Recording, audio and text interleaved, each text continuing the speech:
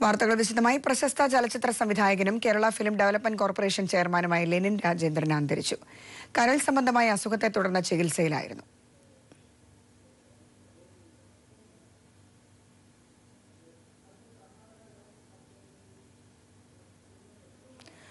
കർണാടക സർക്കാരിനെ താഴെയിറക്കാൻ കുതിരക്കച്ചവടവുമായി BJP. 10 Congress MLA-മാരും 3 JDU MLA-മാരും BJP ക്യാമ്പിൽ എത്തിയതായി സൂചന. അതേസമയം അവിശ്വാസ പ്രമേയം കൊണ്ടുവരുമെന്ന് യെദ്യൂരപ്പ.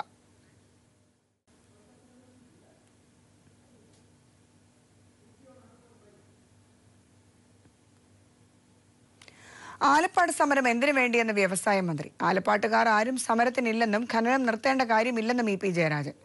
ആലപ്പാട് വിഷയത്തിൽ വസ്തുതാവിരുദ്ധമായ കാര്യങ്ങൾ പ്രചരിപ്പിക്കുന്നുവെന്നും EP ജയരാജൻ കണ്ണൂരിൽ പറഞ്ഞു. മൈനിങ് നിർത്തിവെക്കണം എന്ന് ആരെങ്കിലും ആഗ്രഹിക്കുന്നുണ്ടെങ്കിൽ അത് നിർത്താൻ പോകുന്നില്ല. 240 കുടുംബങ്ങളെ വഴിയാധാരാക്കണമെന്നല്ലേ, അവരെ തൊഴിലില്ലാത്തവരാക്കി തീർക്കണമെന്നല്ലേ, ആ കമ്പനി പൂട്ടണമെന്നല്ലേ. കമ്പനി പൂട്ടാനല്ല ജനങ്ങൾ ഞങ്ങൾ അധികാരം ഏൽപ്പിച്ചിട്ടുള്ളത്. കമ്പനി തുറന്ന് പ്രവർത്തിച്ച് രാജ്യത്തെ സംരക്ഷിക്കാനാണ്. അതുകൊണ്ട് കമ്പനി പൂട്ടണം ധരിച്ചിട്ട് ആരും പുറപ്പെടേണ്ടതില്ല, പൂട്ടിക്കാൻ സാധിക്കില്ല. ഇത് ജനങ്ങളുടെ സ്വത്താണ്, അവിടുത്തെ തൊഴിലാളികളുടെ ജീവിതമാർഗമാണ്. ആ പ്രദേശത്തുള്ളവരാണ് അവിടുത്തെ മഹാഭൂരിപക്ഷം തൊഴിലാളികൾ. അങ്ങനെയുള്ളൊരു കമ്പനി മൈനിങ് നിർത്തിയാൽ പിന്നെ മൈനിങ് തുടങ്ങാൻ പറ്റുമോ? എന്ത് തെറ്റായിട്ടുള്ള ധാരണകളാണ് പ്രചരിപ്പിക്കുന്നത്. അതുകൊണ്ട് ഞാൻ ഇന്നലെ തിരുവനന്തപുരത്ത് മാധ്യമക്കാരോട് പറഞ്ഞിട്ടുണ്ട്, നിങ്ങൾ പോകൂ, അവിടെ നിങ്ങൾ പോയി പരിശോധിക്കൂ, എന്നിട്ട് ഇതിനെ സംബന്ധിച്ച് നിങ്ങളുടെ അഭിപ്രായം പറയൂ, അതിനനുസരിച്ച് പ്രവർത്തിക്കാം. കനയ്യക്കെതിരെ ആരോപിക്കുന്ന രാജ്യദ്രോഹ കേസിൽ പോലീസ് കുറ്റപത്രം സമർപ്പിച്ചു. JNU-വിൽ നടന്ന വിദ്യാർത്ഥി റാലിയിൽ ഇന്ത്യ വിരുദ്ധ മുദ്രാവാക്യം വിളിച്ചുവെന്ന ആരോപണത്തിന്റെ അടിസ്ഥാനത്തിലാണ് കനയ്യകുമാർ ഉൾപ്പെടെ 10 പേർക്കെതിരെ കുറ്റപത്രം സമർപ്പിച്ചിരിക്കുന്നത്. എന്നാൽ തെരഞ്ഞെടുപ്പ് അടുത്തിരിക്കെ കുറ്റപത്രം സമർപ്പിച്ചത് രാഷ്ട്രീയ പ്രേരിതമാണെന്ന് കനയ്യകുമാർ പറഞ്ഞു. കുറ്റപത്രം കോടതി നാളെ പരിഗണിക്കും.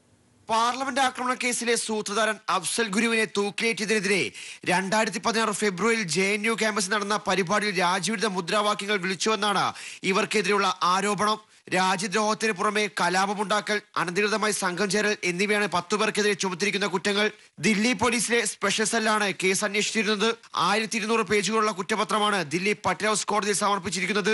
കനയ്യകുമാറാണ് പ്രകടനത്തിന് നേതൃത്വം നൽകിയതെന്നും മുദ്രാവാക്യം വിളിച്ചതെന്നും പോലീസ് കുറ്റപത്രത്തിൽ ആരോപിച്ചിട്ടുണ്ട്. കനയ്യകുമാറിന് പുറമെ സയ്യിദ് ഉമർ ഖാലിദ്, അനിർബാൻ ഭട്ടാചാര്യ, അക്കിബ് ഹുസൈൻ, മുജീബ് ഹുസൈൻ, മുനീബ് ഹുസൈൻ, ഉമ്മർ ഗുൾ, റയീസ് റസൂൽ, ബാഷാരത്ത് അലി, ഖാലിദ് ബഷീർ ഭട്ട് എന്നിവരാണ് കേസിലെ മറ്റു പ്രതികൾ. അതേസമയം പ്രാഥമിക അന്വേഷണ റിപ്പോർട്ടിൽ ഉൾപ്പെടുത്തിയ ഷെഹ്ലെ റാഷിദി അടക്കം 32 പേർക്കെതിരെ മതിയായ തെളിവുകൾ ഇപ്പോഴും പോലീസിന്റെ പക്കലില്ല. എന്നാൽ തെരഞ്ഞെടുപ്പ് അടുത്തിരിക്കെ കുറ്റപത്രം സമർപ്പിച്ചത് രാഷ്ട്രീയ പ്രേരിതമാണെന്നും രാജ്യത്തെ നിയമവ്യവസ്ഥയിൽ വിശ്വാസമുണ്ടെന്നും കനയ്യകുമാർ വ്യക്തമാക്കി. News bureau, Delhi. KV ചൗധരിയെ പുറത്താക്കണമെന്ന് CPM കേന്ദ്ര കമ്മിറ്റി. രാകേഷ് അസ്താനയ്ക്കെതിരായ അഴിമതി കേസിൽ CVC വഴിവിട്ടിടപെട്ടതിന്റെ വിവരങ്ങൾ പുറത്തു വന്നിട്ടുണ്ട്. CBI-യിലെ ആഭ്യന്തര തർക്കങ്ങൾ കൈകാര്യം ചെയ്തത് എങ്ങനെയെന്നത് സംബന്ധിച്ച് അന്വേഷണം നടത്തണമെന്ന് കേന്ദ്ര കമ്മിറ്റി പ്രസ്താവനയിൽ ആവശ്യപ്പെട്ടു. കേന്ദ്ര സർക്കാരിലെ ഉന്നതർ പങ്കാളികളായ റഫാൽ ഉൾപ്പെടെയുള്ള അഴിമതി കേസുകൾ പുറത്തുവരുമെന്ന് ഭയപ്പെട്ടാണ് നരേന്ദ്രമോദി അലോക് വർമ്മയെ തിടുക്കപ്പെട്ട് പുറത്താക്കിയതെന്നും CPM പത്രക്കുറിപ്പിൽ ചൂണ്ടിക്കാണിച്ചു.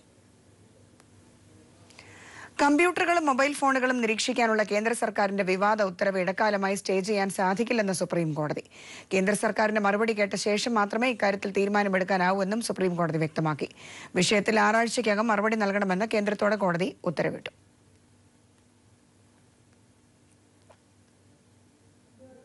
ജനാധിപത്യ വിരുദ്ധമാണെന്ന് ചൂണ്ടിക്കാട്ടിയുള്ള ഹർജിയിലാണ് സുപ്രീം കോടതിയുടെ ഇടപെടൽ. കേന്ദ്ര സർക്കാരിന്റെ വിവാദ ഉത്തരവ് ഇടക്കാലമായി സ്റ്റേ ചെയ്യണമെന്നാവശ്യപ്പെട്ട് 4 പൊതുതാൽപര്യ ഹർജികളാണ് ചീഫ് ജസ്റ്റിസ് രഞ്ജൻ ഗൊഗോയുടെ അധ്യക്ഷതയിലുള്ള ബെഞ്ചിന് മുമ്പാകെ എത്തിയത്. കമ്പ്യൂട്ടറുകളും മൊബൈൽ ഫോണുകളും ഉൾപ്പെടെയുള്ള എല്ലാ ഡിജിറ്റൽ ആശയവിനിമയങ്ങളും നിരീക്ഷിക്കുന്നതിന് അന്വേഷണ ഏജൻസികൾക്ക് സർവ്വസ്വാതന്ത്ര്യം നൽകുന്ന വിവാദ ഉത്തരവ് കഴിഞ്ഞ ഡിസംബർ 20-നായിരുന്നു കേന്ദ്ര ആഭ്യന്തര മന്ത്രാലയം പുറത്തിറക്കിയത്. കേന്ദ്ര സർക്കാരിന്റെ ഉത്തരവ് പൗരന്റെ സ്വകാര്യതയിലേക്കുള്ള കടന്നുകയറ്റമാണ്. അതോടൊപ്പം പൗരന് ഭരണഘടന ഉറപ്പു നൽകുന്ന മൗലികാവകാശങ്ങളുടെ ലംഘനമാണെന്നും ഹർജിക്കാർ വാദിച്ചു. അതിനാൽ ഉത്തരവ് അടിയന്തരമായി സ്റ്റേ ചെയ്യണമെന്നും ഹർജിക്കാർ ആവശ്യപ്പെട്ടു. ഹർജിയിൽ ഉന്നയിക്കുന്ന വാദങ്ങൾ വിശദമായി തന്നെ പരിശോധിക്കാമെന്ന് കോടതി മറുപടി നൽകി. എന്നാൽ കേന്ദ്ര സർക്കാരിന്റെ വിശദീകരണം കേൾക്കാതെ സ്റ്റേ അനുവദിക്കാൻ കഴിയില്ലെന്ന് കോടതി ഉത്തരവിട്ടു. ചീഫ് ജസ്റ്റിസ് രഞ്ജൻ ഗൊഗോയ് അധ്യക്ഷനായ 3-അംഗ ബെഞ്ചാണ് ഹർജി പരിഗണിച്ചത്. വിഷയത്തിൽ 6 ആഴ്ചയ്ക്കകം മറുപടി നൽകണമെന്ന് ചൂണ്ടിക്കാട്ടി സുപ്രീം കോടതി കേന്ദ്ര സർക്കാരിന് നോട്ടീസ് അയച്ചു. 6 ആഴ്ചയ്ക്ക് ശേഷം ഹർജികൾ കോടതി വീണ്ടും പരിഗണിക്കും. News bureau, Delhi. യോഗി സർക്കാരിന് സുപ്രീം കോടതിയിൽ തിരിച്ചടി. ഉത്തർപ്രദേശിൽ നടക്കുന്ന ഏറ്റുമുട്ടൽ കൊലപാതകങ്ങൾ ഗൗരവമായി പരിശോധിക്കേണ്ട വിഷയമാണെന്ന് ചീഫ് ജസ്റ്റിസ് രഞ്ജൻ ഗൊഗോയ്. വിഷയത്തിൽ ഉത്തർപ്രദേശ് സർക്കാരിനോട് സുപ്രീം കോടതി വിശദീകരണം തേടി. കൊലപാതകങ്ങളിൽ കോടതിയുടെ നിരീക്ഷണത്തിലുള്ള അന്വേഷണം വേണമെന്നാവശ്യപ്പെട്ട് people's union for civil liberties എന്ന സംഘടനയാണ് സുപ്രീം കോടതിയെ സമീപിച്ചത്. യോഗി ആദിത്യനാഥ് മുഖ്യമന്ത്രി അധികാരമേറ്റ ശേഷം ഉത്തർപ്രദേശിൽ 2000-ലധികം ഏറ്റുമുട്ടലുകളാണ് നടന്നത്. ഇതിൽ 60-ലധികം പേർ കൊല്ലപ്പെടുകയും നിരവധി പേർക്ക് പരിക്കേൽക്കുകയും ചെയ്തിട്ടുണ്ട്. ഉത്തർപ്രദേശിൽ സംഭവിക്കുന്നത് ഗൗരവമേറിയ വിഷയമാണെന്നും ഈ വിഷയത്തിൽ വിശദമായ പരിശോധന ആവശ്യമാണെന്നും ചീഫ് ജസ്റ്റിസ് രഞ്ജൻ ഗൊഗോയ് അധ്യക്ഷനായ ബെഞ്ച് നിരീക്ഷിച്ചു.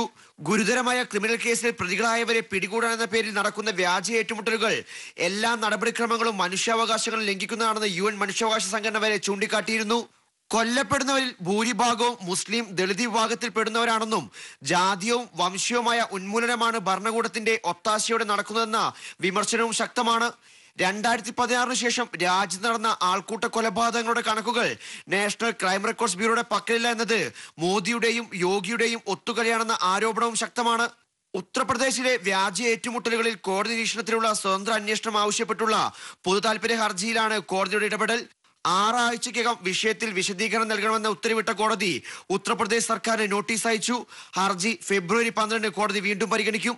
News bureau, Delhi. വാർത്തകൾ തുടരും. ഇടവേളയ്ക്ക് ശേഷം വാർത്തകൾ തുടരുന്നു. അഭിമന്യുവിന്റെ കുടുംബത്തിന് CPM നിർമ്മിച്ച വീടിന്റെ താക്കോൽദാനം മുഖ്യമന്ത്രി പിണറായി വിജയൻ നിർവഹിച്ചു. വട്ടവടയിൽ വെച്ച് നടന്ന ചടങ്ങിൽ പാർട്ടി സമാഹരിച്ച ധനസഹായവും മുഖ്യമന്ത്രി അഭിമന്യുവിന്റെ കുടുംബത്തിന് കൈമാറി.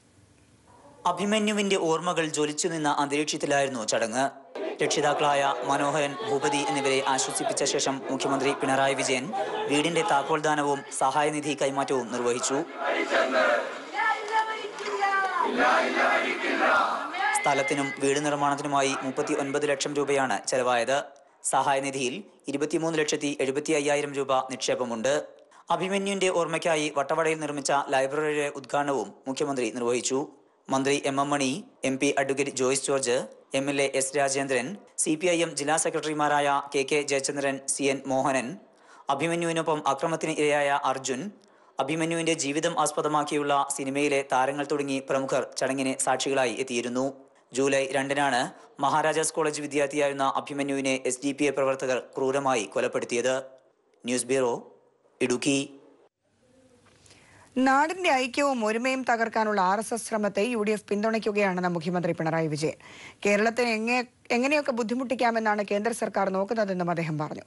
CBI മുതൽ ജുഡീഷ്യറി വരെയുള്ള സംവിധാനങ്ങളെ തകർക്കാനാണ് കേന്ദ്ര സർക്കാർ ശ്രമിക്കുന്നതെന്നും മുഖ്യമന്ത്രി ആരോപിച്ചു. LDF ഇടുക്കി ജില്ലാ കമ്മിറ്റി തൊടുപുഴയിൽ സംഘടിപ്പിച്ച ബഹുജന റാലി ഉദ്ഘാടനം ചെയ്ത് സംസാരിക്കുകയായിരുന്നു മുഖ്യമന്ത്രി.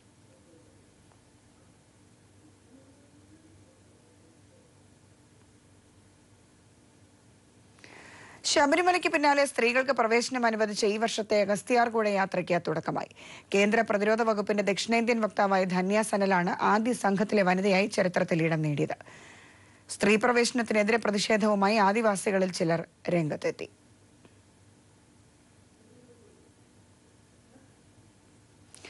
ലോക്സഭാ തെരഞ്ഞെടുപ്പിൽ ഓരോ സംസ്ഥാനത്തെയും അവസ്ഥ അനുസരിച്ച് മാത്രമേ രാഷ്ട്രീയ നിലപാടുകൾ സ്വീകരിക്കാൻ കഴിയുകയുള്ളൂവെന്ന് CPM സംസ്ഥാന സെക്രട്ടറി കോടിയേരി ബാലകൃഷ്ണൻ.